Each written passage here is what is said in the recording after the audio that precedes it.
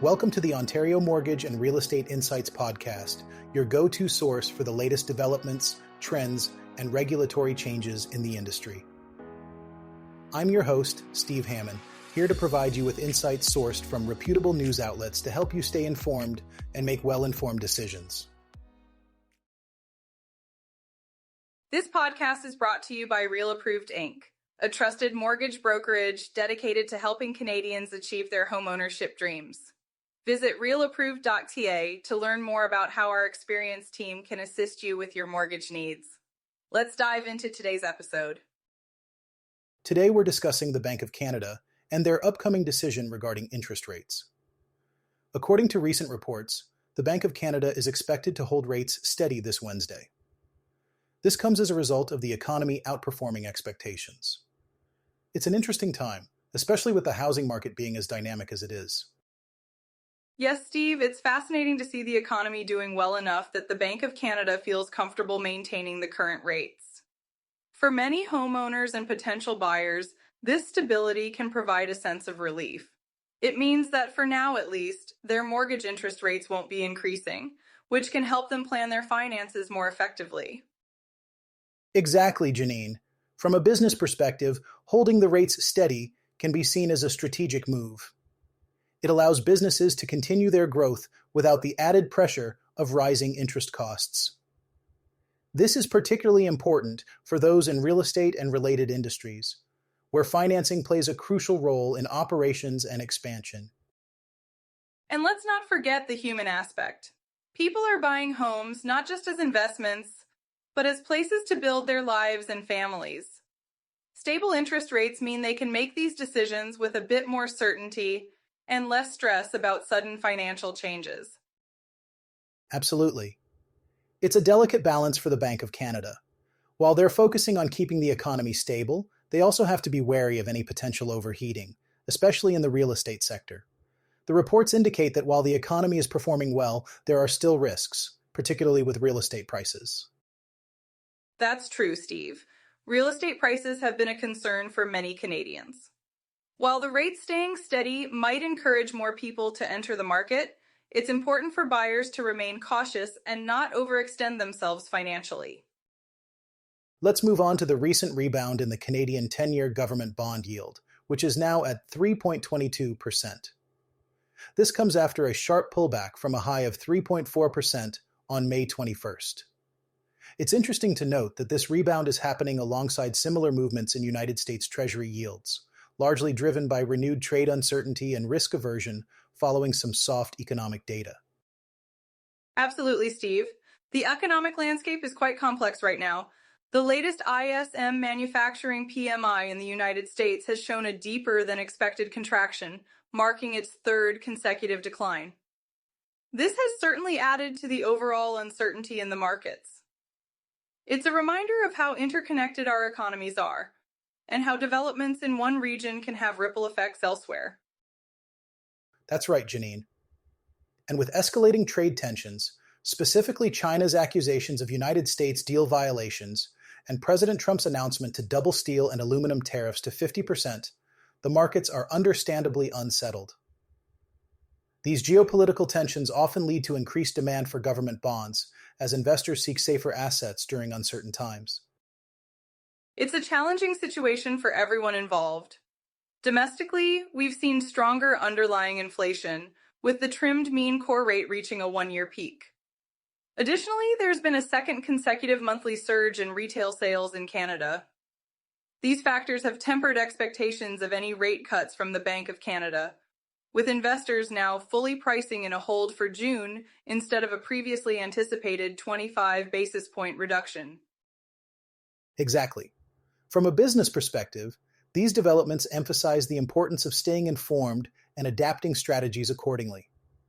For those in the real estate and mortgage sectors, understanding these trends can help in making more calculated decisions. It's all about balancing the risks and opportunities that come with these economic shifts. And for individuals, especially those looking to buy homes, it's crucial to be aware of the broader economic context. While stable interest rates can provide some relief, it's important to keep an eye on inflation and other economic indicators that might impact future financial planning. It's all about making informed choices to secure a stable future. Despite the challenging economic landscape, Canada's major banks are demonstrating resilience by delivering decent results. This resilience is largely attributed to their oligopolistic market structure and operational discipline. However, beneath the surface of these positive earnings reports and dividend hikes, there's an undercurrent of risk looming, particularly within the housing market. Yes, Steve. It's interesting to see how the banks are managing to stay profitable despite the mounting pressures facing consumers and the broader economy. Their scale and pricing power, along with a relentless focus on operational efficiencies, are helping them weather rising credit costs and margin compression better than many of their global peers. That's right, Janine. But there are significant risks that we need to keep an eye on, particularly in Ontario's real estate market. Equifax has reported a 71.5% year-over-year surge in the 90-plus day mortgage delinquency rate for the first quarter of 2025. This is the highest level since mortgage tracking began in 2012. It indicates growing financial strain on households, especially in areas where home prices and debt levels soared during the pandemic. It's concerning, Steve. A lot of families are feeling the pinch, and with about 60% of all outstanding mortgages in Canada set to renew in 2025 or 2026, many borrowers could face significant financial strain. The Royal LePage survey found that 57% of renewing mortgage holders expect higher monthly payments, which could lead to further delinquencies and a potential softening in home prices. Exactly. And it's not just Ontario that's feeling the heat. In British Columbia, inventory levels have surged, and sales are down roughly 24% year over year. This reflects a broader hesitation among buyers amid economic and political uncertainty. It's a situation that banks with heavy exposure to Canadian consumer lending and real estate should be closely monitoring. Even with these challenges, Canadian banks remain a pillar of stability in this uncertain environment. Their disciplined approach to risk management, including increasing loan loss provisions and maintaining strong liquidity positions, helps them absorb shocks from rising interest rates and slowing economic growth. However, banks with greater international diversification might be better insulated from domestic housing market volatility.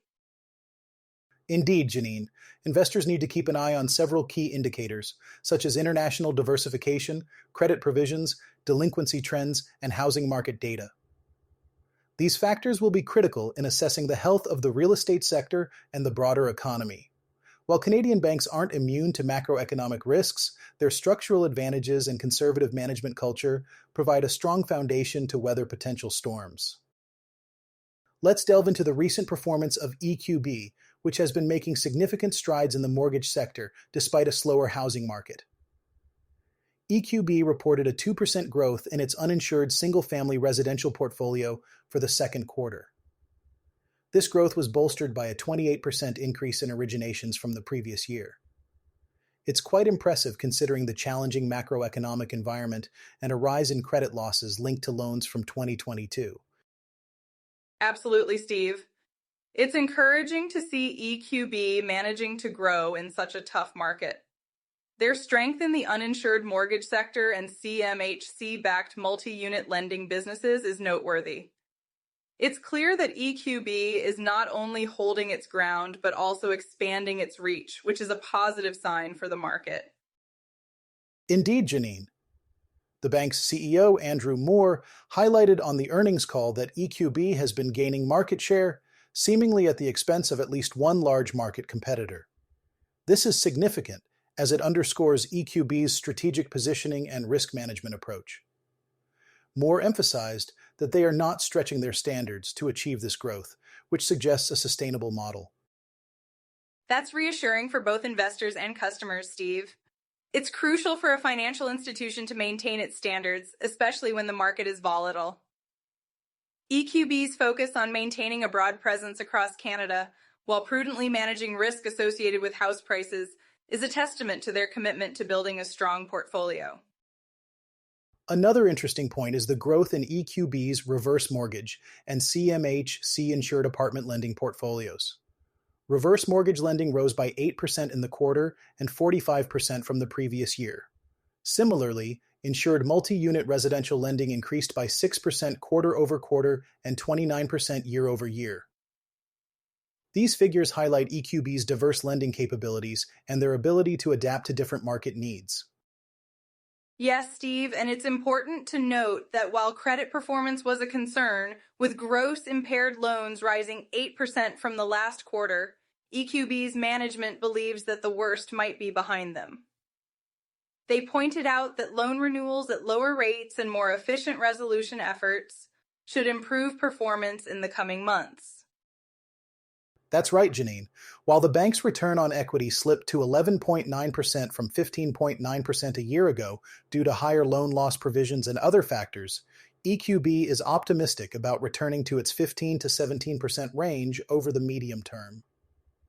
Moreover, if the Bank of Canada continues on a path of rate cuts, EQB could benefit from reduced funding costs, even if borrower payments don't drop further. It sounds like EQB is positioning itself well for the future, Steve. Their approach to matched funding and maintaining steady net interest margins despite potential interest rate changes is prudent. It shows a clear focus on long-term stability and growth. Exactly, Janine.